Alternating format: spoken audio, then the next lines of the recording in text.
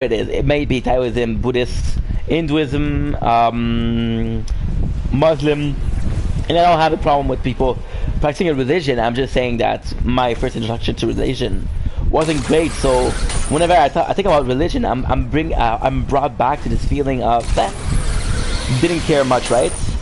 So I kind of had this, and sadly, I understand that they say it's a horrible concept, but I was talking about my with my dad, right? I was telling my dad, listen, the doctor I'm seeing is super into that, and you would have been surprised because my dad's a simple guy and we talk a lot. And he said, well, my father surprised me and said it's something I heard people doing. People that got anxiety, people that got a lot of stress. Yeah, my mom, she's somebody that has a lot of stress, and apparently she's been meditating. I never knew that, right? So I was very surprised. I was very surprised that that information, and I was like, okay, well, maybe I should consider it. And so when he did mention it yesterday, I was like, you know what? I'm gonna pay attention. I'm gonna be like, so maybe something I could. And I got nothing to lose, dude. I'm not working. And as somebody that wants to create content, as somebody that wants to be an influencer, maybe this is an avenue that could be something important to me, something that bring me something. And I feel kind of bad because my different experiences, like I said, my different experiences with religion brought me to a place where I wasn't really down with it. And I feel like the first time I was introduced to the very idea of meditation, of yin and yang, I was like, religion, not for me. And the fact that I was more open to it yesterday, I feel like we bonded, and by me feeling that we bonded, so this is gonna be crazy, right? This is a crazy concept, but by me bonding with someone, I'm gonna be like, okay, well, whatever you say, I'm more inclined to listen to it, because if we bonded and I listen to it, I'm gonna be like, if I don't know you, if for example you're a stranger saying, oh, this is the best thing ever, there's this perception that you might be trying to sell something. But by me having an honest conversation with my shrink, I was like, you know what, maybe he is trying to help.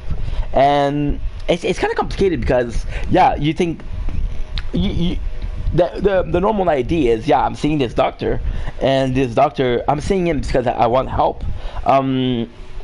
But it's a foreign concept to me, because I feel like a help that comes from a professional, it's odd, because you're not necessarily helping me because you want to help me. You're helping me because that's your job. And I don't know. I'm feeling icky, because I believe genuine help, should come from somebody that cares about you, and not from somebody that's been hired for you. And like I said, there's nothing wrong with seeing a shrink, but just know that some of them are just doing their job. Some of them, they don't necessarily care. And I know it's almost an impossible task to ask a shrink to care about you, because they're seeing so many people. And it sucks, because being a shrink, you're seeing, like I said, you're seeing so many people, and some of them, they have these horrible problems, and it must be very hard for moral, right? So when you come in and you're like, well, fuck all of those guys, other people problem. Let's listen to my problem. I want you to help me. It's kind of like a very selfish thing, very inhumane thing to ask, because these people, they're dealing with negative behavior, negative thought process. They're dealing with trauma. They're dealing with negative. Just say it's not very, like a shrink office. It's rarely positive, and if it is positive, it's gonna be more often than not negative than positive. So, although I believe that a shrink is one of the first steps, one of the best steps to increase your mental health, to heal, and I believe it's something really important. But at the end of the day, you want somebody to care for you, because somebody that cares for you, somebody that wants to help you because he likes you, I think is going to be, even if it's not that professional, even if it's not oh, well, this is, for example, yesterday with the shrink, we were talking about a book for somebody I never heard of. If it's somebody that I never heard of, there's a lot of chance that I might agree with the concept. But if it comes from a friend, like a friend that's saying, "Hey, dude, a workout is gonna help you out. Work out this amount of time per day, and you're gonna be like, hey, you're gonna feel better about yourself. Go outside. If it comes from a friend, you're more likely to be open to the very idea because it came from something that is a that you call like, oh, like this is from a positive source.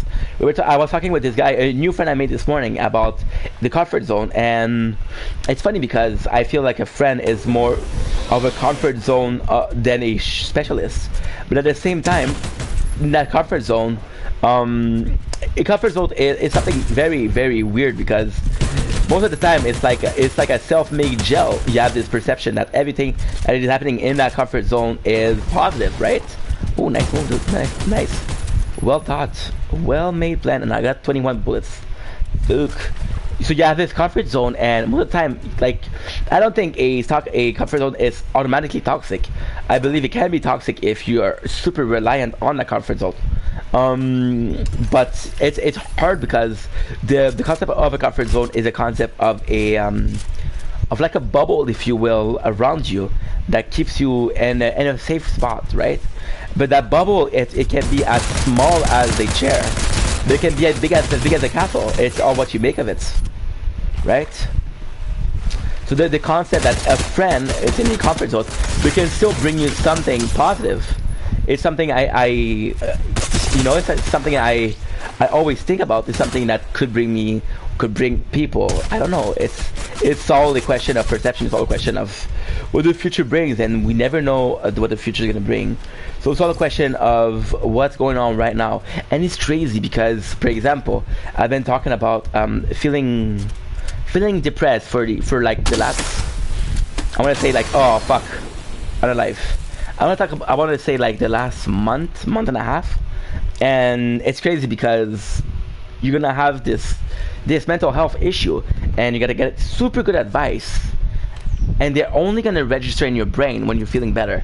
You're gonna get advice that you're always gonna be like, oh fuck, that would help me so much when I was depressed, right?